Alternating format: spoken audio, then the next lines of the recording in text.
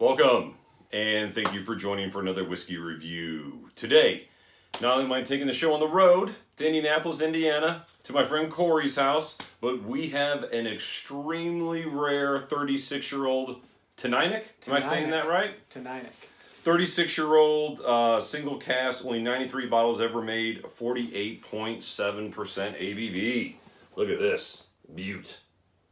Teaninich heavily sherried whiskey. Cory, I'm no stranger to Indianapolis, but this is the first time I have visited you here. Yeah. We drank some good whiskeys today. I found a Glenmorangie 25 at a local store for a good deal. And Cory's a doctor, chiropractor, and now my neck can move again. So it's been a good day. You found something else too. A Deanston 30. Deanston 30, Glenmorangie 25, quarter century, and you were kind of to pick me up the Ardbeg 19. Yeah. So as you can see back here, we're actually at Cory's house, his bar. He's got about 37 Ardbeg 20-somethings, 22s and 23s. I got to give him a 21. So he's got some beautiful whiskeys here that he was able to share with me today, but he broke out some of his best and oldest, if I'm not mistaken. The oldest. So as I pour this Teaninich 36-year-old, tell us a little bit about it. Yeah, so this is a Highland single malt, single cask.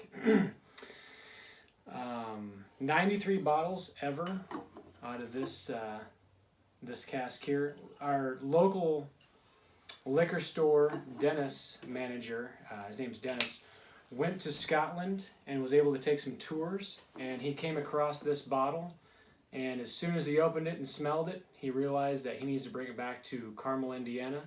Bottled it exclusively for Vine and Table. I have 3 of the 93 bottles, and that's it. After that, Stingy. It's gone. Stingy. Distilled in 1982. Old one. Almost as old as me. I was about 14 months old when this was distilled. It's about as dark as chocolate or Coca-Cola Classic. Yeah, so obviously this is cask strength. It's natural color. So let me show you folks this natural color. It is dark mahogany. We actually you pulled out the Glendronach 21. Yeah. And we compared it. It's a very similar color. I used to have a color chart when I would review whiskeys, and I'd say it's, gold times whatever or brown times whatever. I have no idea, but this is one of the thicker, darker, richer, especially uncolored whiskey. I call it Coca-Cola. Oh, it's like syrup. Yeah. It's that thick. All right, so 36-year-old Teaninich, one of the older whiskeys that I brought you on this channel. As a matter of fact, I think it's the oldest whiskey that I brought the folks here on this channel. I have a 37-year-old Linkwood, but we haven't quite gotten to that yet. So we're going to jump into this sherry bomb. Just sherry cask maturation from this one, since it's from a single sherry butt, and it's cask number 4452. And it's a hogshead. Do you know what hogshead is? I think that the size? Yeah, I think it's refers to the size of the sherry cask. Which I believe most of those, I don't know if it says if it's Oloroso or... It didn't say anywhere in my research. Yeah, I don't know if it's Oloroso or if it's Pedro Jimenez or if it's some other type of fortified one. Magnificent sherry, I think is what they called it back then. Well, I tell you what. 1982. It's checking a lot of the boxes. Cask strength. Oh, previously matured sherry, bourbon, and port and rum. Wow. So there's actually 4 different cask maturations in here. Wow. That's why it's so complex. Yeah, so it's not only sherry cask maturation, but it's also ex-bourbon, ex-port cask, and ex-rum casks. So if you ever see this bottle, get it. I'll buy it from you. Pour myself a little bit extra, since I don't have 3 bottles to dig into. No, one's gone. One's gone. We got the second one open, and one is waiting to be opened. So when I look at this thing, I'm thinking it looks heavily sherried. And I got to tell you, the first time I nosed this thing... Oh, the nose, you could just nose all night. I'm smelling so much sherry. I have to say, though, as soon as I read the rum cask on there was some fruitiness to it that I thought it was just maybe dark fruits, figs, dates, plums. There's definitely some Caribbean in there. Definitely some of those Caribbean cask flavors. This is like a bottle you find on a pirate ship in the Pirates of the Caribbean. And it's in a quarter cask, like Captain Morgan. Yeah. But way better. Foot on it. But way better. But way better.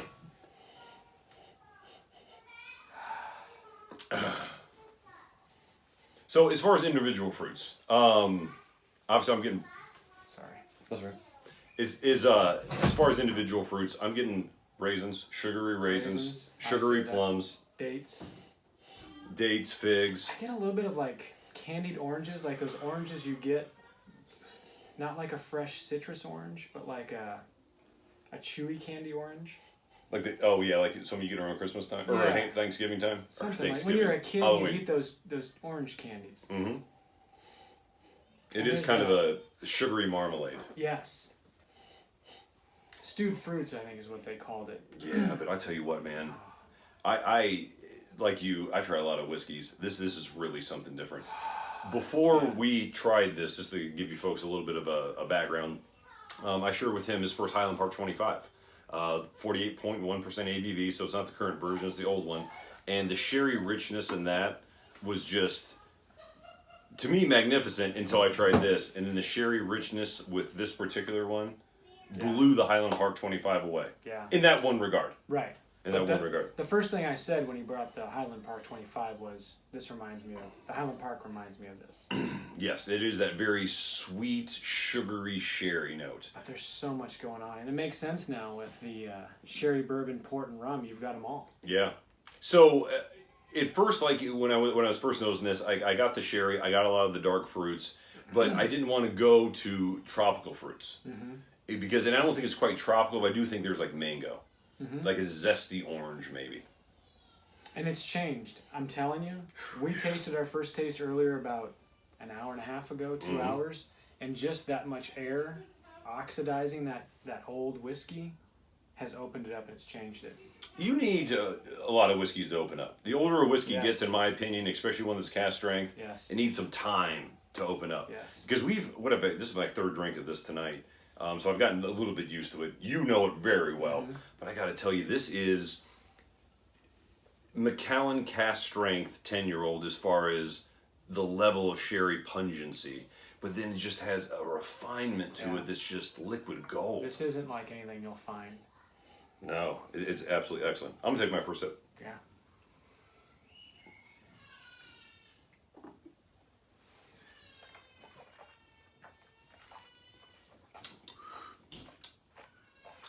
Wow.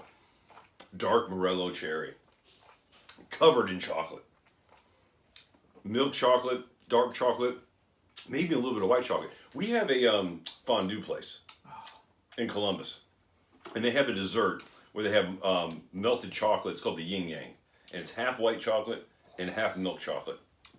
And it's like that. Wow, it's like dancing. Pepper. It's everything a Scotch should be. Spicy. Cinnamon. How you get cardamom. Spicy and chocolate and milky. It's the most complex Scotch I've ever come across. You know, it's almost like a Japanese whiskey where no one thing sticks out incredibly. Like at first, when you nose it, you're getting sherry. I mean, it is. I wouldn't call it a sherry bomb, but you're getting heavy sherry. But there's so many heavy elements to it that it's just. Marciano cherries are in it. Absolutely, covered in chocolate. Old cherries, like the big ones. No, cherries. Marciano cherries. Yeah, cherries. Ones that still have the pin in them. Yeah. Like the big ones, the real ones. It's like that. Oh man, nice. If this could only be available, unlimited, forever. Yeah, now obviously not a lot of you would have a chance to look at this bottle or get your hands on this bottle. Only 93 of them ever made. This is usually made in blends? Is that kind of what you were talking about before? So Teaninich, the distillery, their main job was to produce Scotch for the blends that was made for the last 200 years. And every now and again they would find a sherry cask and they'd lay down this cask and it got mothballed away. And then Dennis found it somewhere stashed away and talked them into selling it to him and bottling up just for us. So wow. It's unbelievable. Yeah, that's a heck of an independent bottling. I mean, if you put Macallan on that and they released it, what do you think that bottle would go for? $10,000. Yeah, at least. I mean, their typical 30-year-old Fino, which isn't their sherry cask maturation, that's a $3,000 bottle. We were just at a liquor store tonight. Macallan 25, $16.99. I said, "Oh look, it's $16.99." He goes, "Whoa, whoa, whoa! Just went up. That's $2,000." I said, "But it says 60." He goes, "We haven't put the tag." They literally printed off a tag in front of us and went. And handed to the guy $2,000. So and that's a 25-year-old. This is 36. I think we handled it well. You got a Deanston 30. I got a Deanston 30. I got a Glenmorangie 25 quarter century. I mean, I thought we recovered well. We didn't buy the Lefroy 25. We probably should have. It was a little pricey though. The old black label. But all they do is slap a new price on it next week. It'll go up. The tariffs are coming. So it's dangerous time in Scotch. Might as well buy now, right? That was the thing. Buy now. That's why I spent $1,300 this afternoon with you. We should probably go back tomorrow and do it again. Yeah, absolutely. All right, so I grabbed a little bottle of water. We're going to add just a tad to this.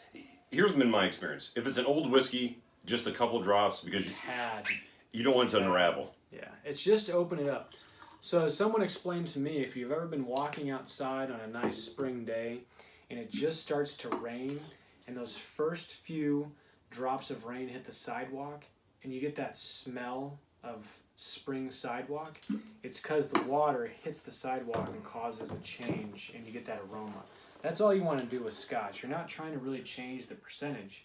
You're trying to get that chemical change to bring the aromas inside the Scotch to come out. Unleash that beast.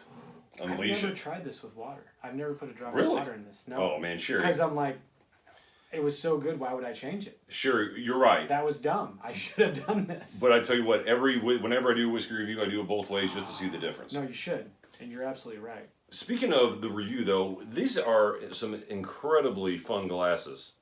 What are these called? Is it Rydell or Riddle? I don't know. Rydell. It's Crystal. So you watching out there will know there's the Crystal Company, Rydell I think it's called.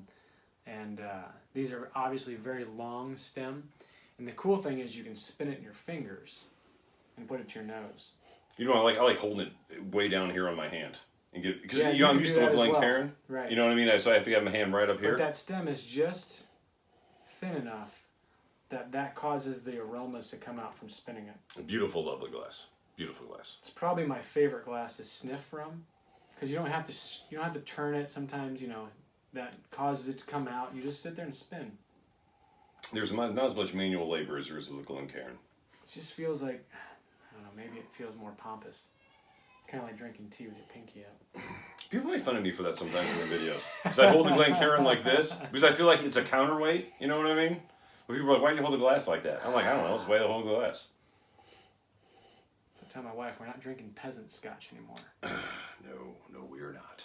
That's changed it. So do you notice anything new? It seems buddy, sweeter. It not only is it sweeter, but the fruits are standing out they're way more prominent. And the lighter fruits, the citrus notes. I was just about to say, it's not that deep orange plum candy anymore. No. It's more like raspberries and... It's red berries, it's mango. You ever had that dessert where it's like whipped cream and raspberries that you whip together? Like around Thanksgiving sometimes. It's like a red pink... I don't know, maybe it's a Minnesota thing. I don't know. But if you throw raspberries and whipped cream and you whip it together, that's what it smells like. I think what you're hitting on is something that is blatantly obvious to me at this point. This is a dessert. Yes. This is such a dessert whiskey. Oh, yeah. I mean, and with water, I haven't tried it on the palate yet, but it is cast strength at 48.7%. But I got to tell you, man, it just, with water, the nose on this is even better. Like before it was dense, dark sherry. Yeah. Now it's just this sweet, fruit-filled, just extravaganza. And now I can see the rum cast coming through. Yep. You could just sit here and smell this all night. Oh my God, it's so It's good. almost a sin to try it. But. We had a drink. You were kind of pouring me one, and then we poured a second one, and then I didn't finish my second one, and then we went whiskey shopping, and then I came back, and even coming back a half hour later, it didn't open up as much as when we just added water. No, it's the water. Changes it completely. And most scotches are that way. Absolutely. You got to unleash them. You got to unleash them. All right, I'm going with my last sip. Now that I've had a little bit of water. Cheers, Cory. Good to meet you. Good to meet you. In person, finally. Yeah, you just rolled up. I said, let's taste some scotch. Let's taste some scotch. I was going to visit I'm from Columbus. I was going to visit my sister in Indianapolis. I saw a guy walking in with bottles of scotch that I was stocking them out at the local liquor bar, and I was like, I'm going to follow that guy. Here's to Scotch Addict Nation. Scotch Addicts. If you're ever on Facebook, look us up. If you're in Indiana, come on over. I've got Ardbeg to share. If you're in Columbus, Ohio, I also have Ardbeg to share. What are you getting on that second taste? You almost don't want to swallow it. It's so good. I mean, you just want to let it sit there and linger. Because again, I will say this outperformed the HP 25, which the 48.1 HP 25, I was stunned it got outperformed. But it got outperformed. There's just no words. I mean, there's many words, but at the same time, no words. You just don't want it to end. The rich candiness of this, especially with water, it just cannot be understated. Oh. You know what it's like? It's like if Macallan Cask strength. Flashes. Yeah. The second taste wasn't as spicy. And it's most still people there, think though. that it's there, but it's much more muted. And we've been drinking probably 6 or 7 tastes, so it's not like our palate's now muted to it. It changed it that much. Oh, man, there's so many tropical fruits, and it's just so sugary. I'm reminded of my grandpa's old leather chair. Because there is some smoke and some leather with all the sweetness to it. Now, see, to me, all the smoke is wood smoke. To me, you love peated whiskey like I do. Mm-hmm. To me, there is a distinct difference between peat smoke and wood smoke. Obviously, this isn't a peated whiskey. Yeah. But I'm telling you, that 36 years of maturation, it just tore all the tannins and all the wood smoke out of those casks and transferred it in here and still just gave you a huge wallop of sugar and sweetness. And who knows what those bourbon casks were in port casks.